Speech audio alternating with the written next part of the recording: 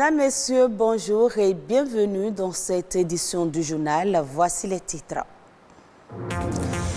Le Bénin dispose désormais d'un manuel de formation aux pratiques éducatives et pédagogiques en inclusion scolaire. C'est un document de référence qui présente une variété d'outils techniques pour la tenue d'une classe composée d'apprenants handicapés et non handicapés. Vaincre la Covid-19 revient à unir les forces pour une lutte sans merci contre la pandémie du moment.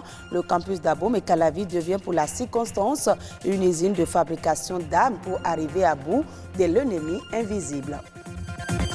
Et puis, il est désormais possible d'utiliser les pailles de riz dans la construction des maisons, et ceci en vue de protéger l'environnement et l'écosystème.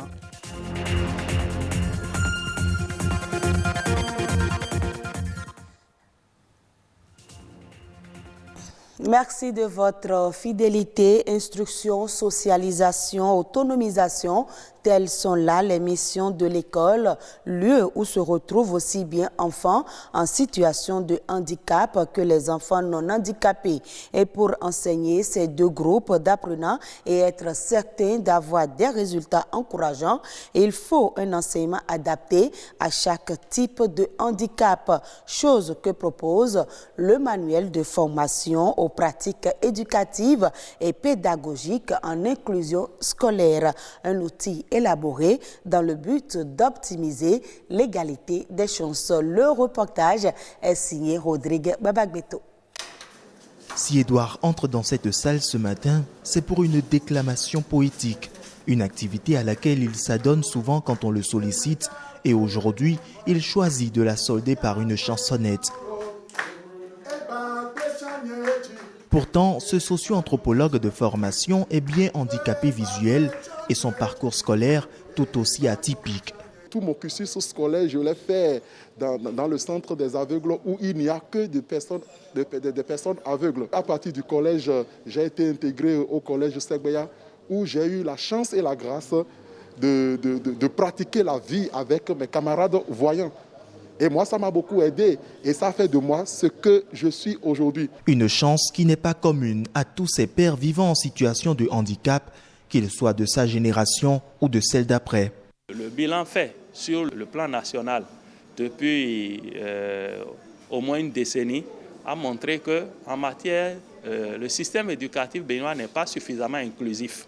Et le cas des personnes en situation de handicap est beaucoup plus frappant. Les enfants en situation de handicap sont en effet souvent relégués au second rang au profit de ceux dits normaux. Une injustice criarde qui ne cadre aucunement avec les objectifs de développement durable, au nombre desquels l'ODD 4 qui prône une éducation de qualité sur un même pied d'égalité à tous les enfants.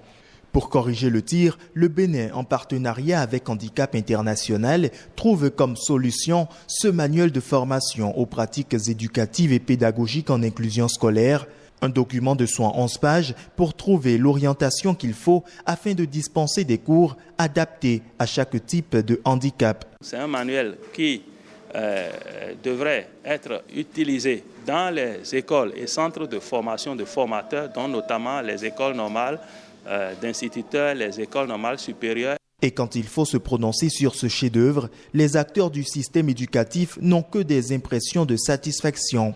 Depuis que nous avons été associés à cette forme d'éducation, nous n'avons pas de document d'accompagnement.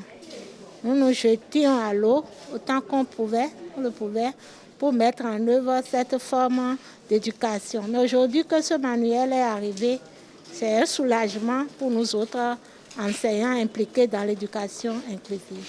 C'est le tout premier document qui, en termes de pédagogie, qui donne des informations de telle manière que l'enseignant puisse tenir compte des caractéristiques ou des besoins spécifiques de chaque enfant de sa classe. L'éducation pour tous est désormais une réalité si ce manuel est mis en œuvre et pratiqué vraiment. Le bréviaire ainsi présenté, la balle est à présent dans le camp des enseignants pour une éducation inclusive de qualité dont le Bénin a fait le choix à travers son plan d'éducation sectorielle post-2015 qui prend fin en 2030. Je l'annonçais dans les titres, nul ne veut rester en marge dans la lutte contre la Covid-19. De plus en plus d'armes sont mises sur pied par les Béninois au haut lieu du savoir. Une artillerie est également mise sur pied. Des savons liquides, des gels à base d'aloès et même des distributeurs automatiques de gel sont produits par des chercheurs. On fait le point dans ce reportage. Pour mieux s'armer contre la Covid-19, c'est dans ce laboratoire du campus d'Abomey-Calavi qu'Antoine préfère s'approvisionner. À sa demande aujourd'hui, 5 litres de savon liquide qu'il vient chercher avec son propre contenant. Par ces temps de corona, il fallait prendre des précautions. Je suis venu pour me ravitailler. Il y a des gels pour désinfecter les mains. Il y a les savons aussi pour se laver les mains. Autant d'armes de prévention contre la Covid-19 que s'emploient à produire ces chercheurs de l'Institut national de l'eau. Ce laboratoire, autrefois réservé uniquement aux analyses chimiques d'eau, devient depuis le début de la pandémie une zone de production d'armes contre l'ennemi invisible. Dans notre laboratoire, nous produisons du savon liquide et du gel hydroalcoolique pour désinfecter les mains. Tout le monde connaît les effets bactéricides de l'aloès. Donc nous ajoutons l'aloès à notre gel hydroalcoolique et c'est ce qui fait sa particularité. Et pour le savon liquide, nous savons que les solutions chlorées ont des effets bactéricides et nous ajoutons cette solution chlorée à notre savon liquide et c'est ce qui fait également sa particularité. Une fois les gels fabriqués, comment faciliter leur utilisation par la population sans risque de contamination? Cet enseignant-chercheur trouve la réponse. Il constitue une équipe et met sur pied 2 types de distributeurs de gel sans contact de la main. Il y a un aluminium, il a un réservoir de capacité 500 ml et comme je l'ai dit, il fonctionne sur la base de la pédale. Donc lorsque quelqu'un, l'usager vient, il ne touche pas du tout à quelque chose, il se rapproche, il appuie la pédale, une fois, il a le gel en main. Le second dispositif, lui, il est cylindrique. Sa capacité de réservoir est plus grande. Il peut prendre jusqu'à 2 litres de gel. Et lorsque l'usager appuie la pédale, il soulève le piston. Et le piston, dans son ascension, soulève le bocal. Le bocal, dans son ascension, rencontre un obstacle qui est le fer. Et du coup, il ne peut plus bouger et il sort. Un 3e type de distributeur va servir à fournir automatiquement du gel après détection de main. Au nombre de ses caractéristiques, sa contenance pouvant aller jusqu'à 5 litres. Oui, ce distributeur est composé d'un capteur.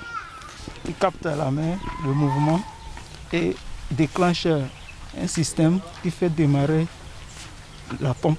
Et c'est la pompe maintenant qui nous donne l'eau, qui nous sert le gel. Ici, nous avons prévu 2 sources d'alimentation. Il y a la source d'alimentation du courant de la SBE et la source d'alimentation de l'énergie solaire. Et ça a l'autonomie sur 10 heures. Des initiatives sur fonds propres qui participent à la guerre contre l'ennemi invisible. Dans la riposte face à la pandémie, nul ne compte donc rester en marge. On parle à présent du secteur du bâtiment qui dégage à lui seul 39% des émissions de CO2 liées à l'énergie. Une menace pour l'environnement et l'écosystème. Pour pallier ce risque, certains experts préconisent les pailles de riz pour la construction. Quels avantages donc à utiliser les pailles de riz dans la construction des maisons? Christian Adadja, spécialiste de la science des matériaux, nous éclaire au micro de Patrick Adjagbodjo. Les pailles de riz sont des produits issus de la récolte du riz. Vous savez, après la récolte du riz, il y a les déchets issus de cette récolte qu'on jette dans la nature. Donc nous on récupère cela et vous savez, c'est ça les pailles de riz.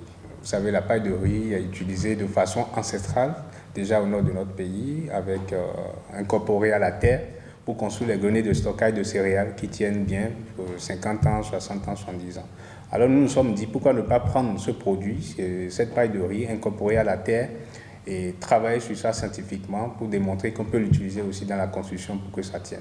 De manière pratique, nous récupérons les pailles de riz, nous les découpons en 3 cm ou plus ou moins 1 ou 4 cm si vous voulez, Et nous incorporons cela dans la terre dans une proportion bien définie pour fabriquer des briques, des entrevous de coffrail pour les dalles de construction. Les impacts environnementaux sont faibles lorsque vous utilisez les pailles de riz dans la construction, au détriment des matériaux conventionnels. D'un point de vue économique également, les coûts de revient de la construction seront très faibles.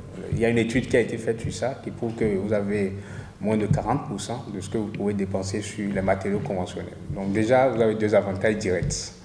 L'éco-construction est basée sur 4 critères principaux. Le premier critère, c'est un critère écologique, notamment la diminution de la consommation énergétique, la diminution de l'émission des gaz à effet de serre. Il y a un critère sanitaire lié à la santé des usagers, il faut garantir cela. Et le troisième critère, c'est l'amélioration du confort à l'intérieur, notamment acoustique, hygrothermique et autres. Du Bénin au Sénégal, la Société nationale de commercialisation des oléagineux envisage de construire une unité de décortiquage et de trituration d'arachides dans la région de Kolda. Des discussions sont actuellement en cours avec les autorités pour la mise à disposition d'un site. Par ailleurs, des négociations ont été lancées avec des partenaires pour l'acquisition de machines pouvant permettre le décortiquage. Le Sénégal devrait produire 1,4 million de tonnes d'arachides pour la campagne 2020-2021 selon les dernières prévisions. Aux Comores, le projet de renforcement de capacité en matière de développement et gestion du tourisme durable pour le patrimoine mondial a été lancé. L'objectif est de former des jeunes sur la gestion et la valorisation du tourisme durable dans le cadre du patrimoine culturel mondial. Ce projet, mis en place par le CNDRS, est financé par l'UNESCO à hauteur de 50 000 $ à travers le Fonds néerlandais d'Allemagne. Il consiste à former des jeunes sur la gestion et la valorisation du tourisme durable dans le cadre du patrimoine culturel mondial, mais aussi sur la production des outils numériques pour l'exposition virtuelle des sultanats des Comores. Il s'agit notamment du projet d'inscription des sultanats historiques de Comores au patrimoine mondial de l'UNESCO. Ce projet est en cours et le CNDRS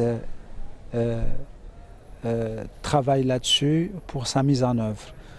Nous avons également bénéficié d'un projet de l'UNESCO dans le cadre de la numérisation des collections des fonds des archives et du musée des Comores. Aujourd'hui, nous avons eu également l'appui et l'assistance de l'UNESCO dans le cadre du renforcement des jeunes. Le secrétaire général de la Commission nationale de l'UNESCO a mis en relief l'utilité de ce projet. Comme on a préparé ce document avec le directeur général du CNDRS pour qu'on puisse avoir ce financement destiné ici pour que le Comore bénéficie de ce fonds-là pour entrer dans le tourisme durable et puis dans le renforcement des capacités de gestion et des sites dans la culture et patrimoine mondial. On a envie de terminer ce projet à travers 18 mois. Ce projet fait suite à d'autres qui ont été déjà réalisés par l'UNESCO pour la promotion du patrimoine matériel et immatériel. Ces nouvelles initiatives entrent dans le cadre du développement socio-économique du pays. Et ce sera tout pour ce journal. Merci à vous de nous avoir suivis. Retrouvez cette édition sur le site de l'ORTB, www.ortb.bj.